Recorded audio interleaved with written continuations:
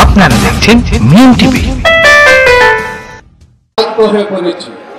এই মুহূর্তে আমার একটু বিশ্রামের প্রয়োজন, আমি একটু বিশ্রাম করে নিই।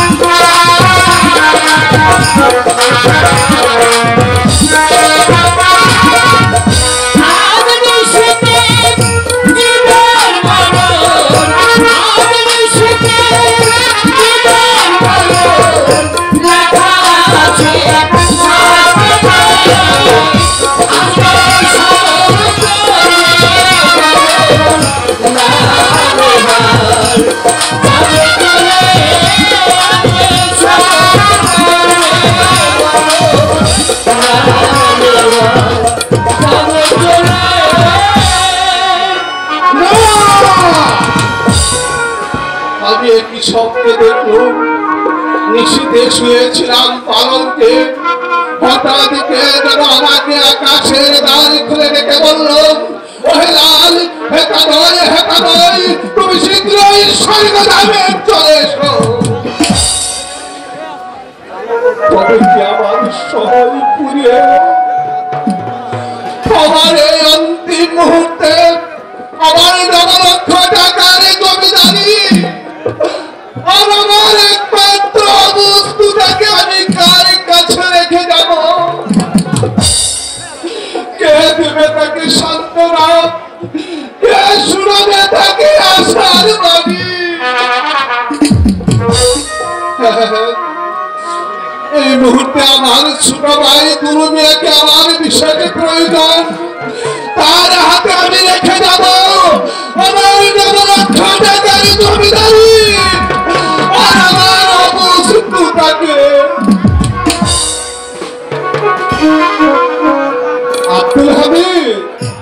আব্দুল হামিদ, ওই আইতাছি বড় হুজুর, ওই আইতাছি।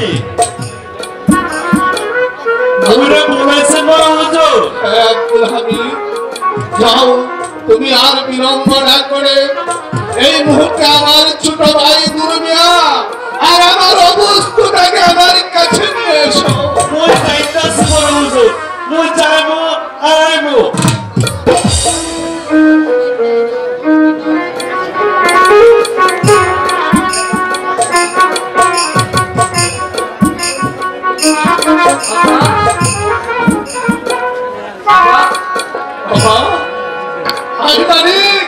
তুই আমার বুকে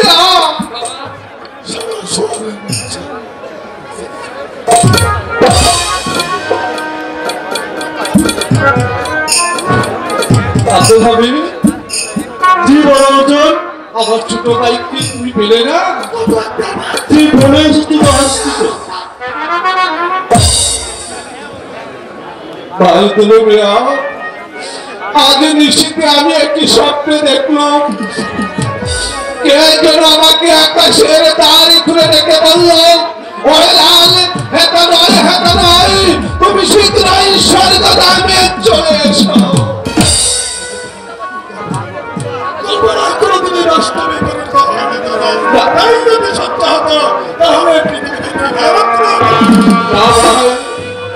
আমার মন বলছে আমি হয়তো আর বাঁচবো না, আমরা যত চেষ্টাই হোক সব চেষ্টা করি অবশ্যই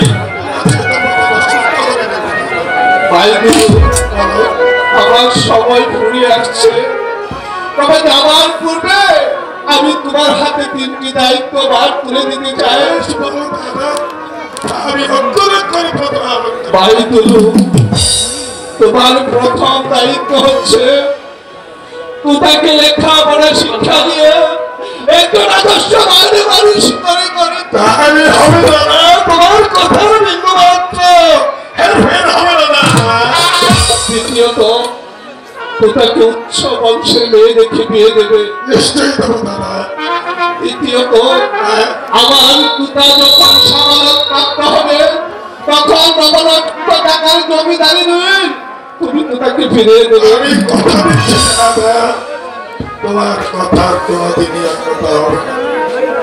আব্দুল হামিদ, জি বড় হুজুর। যাও, সন্দুক থেকে তুমি আমার উইলের কপিখানা দিয়ে এসো। মুই চাইতাছি বড় হুজুর, মুই যাইবো আর আইবো। বাবা পিতা, বাবা এই করে দুঃখ করিস না বাবা।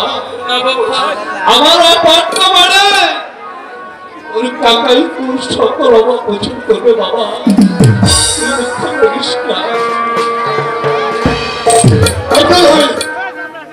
তুই আইসা বসছি বড় হুজুর, এই দলিল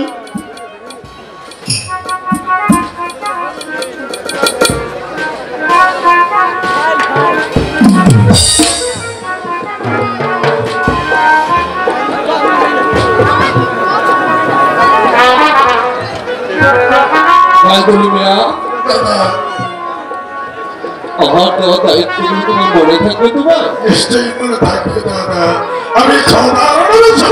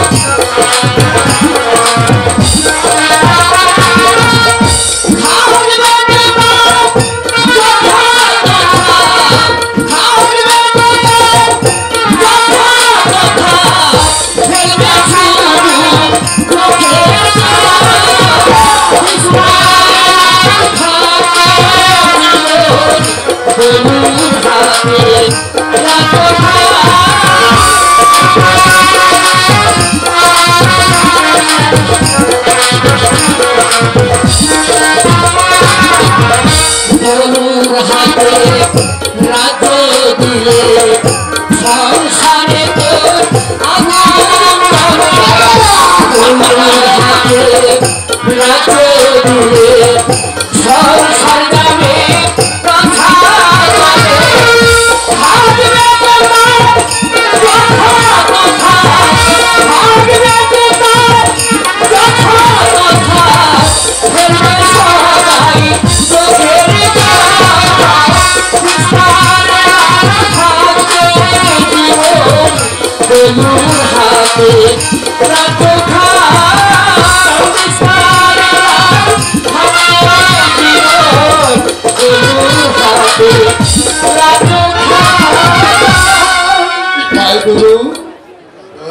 পাগল যেন কি বলে গেল। তুমিও তো জানো যে আমি অসুস্থ, পাগলের কথা তুমি কর্ণপাত করো না। ওটা বলে আমাদের শুনতে নেই। তুমি আমি একই মায়ের পেটে আমরা জন্মগ্রহণ করেছি। তুমি তুমি যদি মনে নাও আমি কার কাছে থাকবো, তোমার কার কাছে থাকবে আমি তো চেষ্টাই করছি দাদা, কিন্তু আমি তো তোমার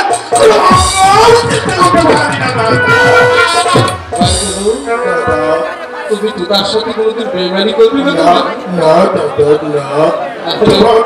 তোমার চোখের ফাঁকি আমার চোখের পড়বে দাদা, আমি যে সহ্য করতে পারবো না। ঠিক আছে ভাই, আমি তোমার কথা মতো দলিল সই করে দেব। বেশ তাই হোক। দাও আব্দুল হামিদ, তুমি কি বলো? হুজুর আরেকবার ভেবে দেখলে ভালো হতো না হুজুর? ভেবে আর কি দেখবো আব্দুল হামিদ, আমার যে সময় ফুরিয়ে আসছে, তাছাড়া ও হচ্ছে আমার ছোট ভাই। ঠিক আছে বড় হুজুর, আপনি যা ভালো মনে করেন তাই করুন।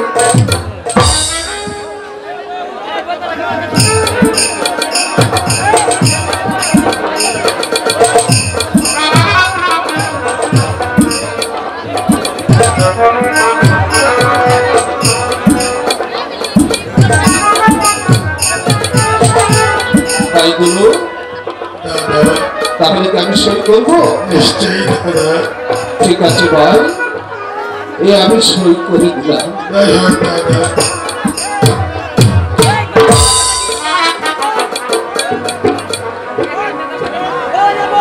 ভাইগুলো,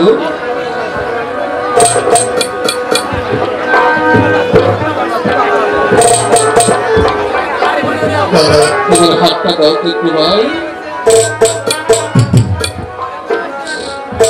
ভাইগুলো, দাদা আমি তো তাকে তোমার হাতে সঁপে দিয়ে গেলাম। ভাইগুলো, দাদা বাবা মার মৃত্যুর পর আমি তোমাকে এই বুকে আঁকিয়ে রেখে মানুষের মতো মানুষ করেছি। আমিও তো তাকে যথাসাধ্য চেষ্টা করে মানুষের মতো মানুষ করে গড়ে তুলবো দাদা। কোনদিন বাবা মার অভাব আমি তোমাকে বুঝতে দেয়নি, তাই আমার মৃত্যুর পর তোমাকে কোনদিন তুমি দুঃখ দেবে না ভাই।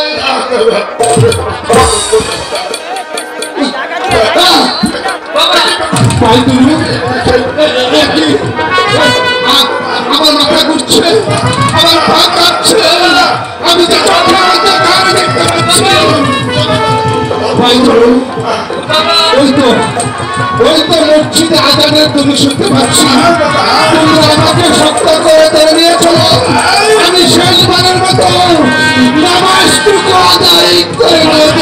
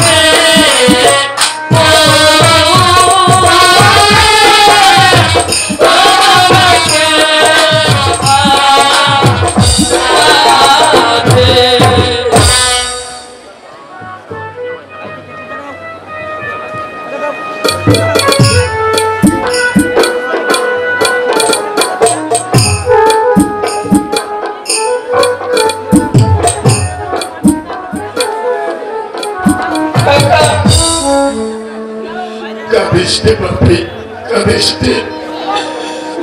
দাদার মৃত্যুর পর আমারও জীবন একেবারে ভেঙে গেছে, কিছুতেই মনেতে শান্তি আসছে না। তুই যদি কান্নাকাটি করিস, আমি কাকে নিয়ে থাকবো, কাকে বোঝাবো?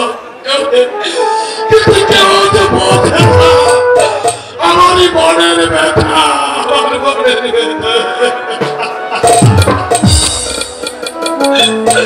কাঁদিস নে। চল স্কুলে যাবি, তোকে আমি স্কুলে দিয়ে আসবো। আমি তো রয়েছি, দাদা মরে গেছে, আমি তো আছি, আমি দাদা